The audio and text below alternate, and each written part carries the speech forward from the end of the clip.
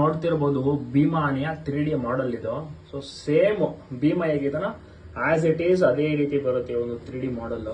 So Amazon ಅಲ್ಲಿ ನಿಮ್ಗೆ ಇದು ಲಭ್ಯ ಇರುತ್ತೆ. ಸೊ ನೋಡಿ ದಂತ ಕಟ್ ಆಗಿರುವಂತದ್ದು, ಟ್ರಿಮ್ ಮಾಡಿರೋದು.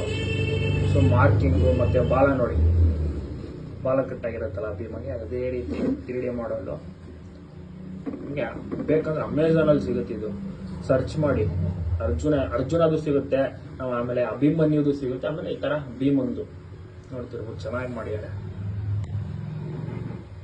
ಸೊ ಯಾವ ರೀತಿ ಇದೆ 3D ಮಾಡಲು, ಚೆನ್ನಾಗಿದೆಯಾ, ಆಸ್ ಇಟ್ ಈಸ್ ಇದೆ ಅಲ್ವಾ? ನಿಮ್ಮ ಅನಿಸಿಕೆನ ತಪ್ಪದೆ ಕಮೆಂಟ್ ಮಾಡಿ.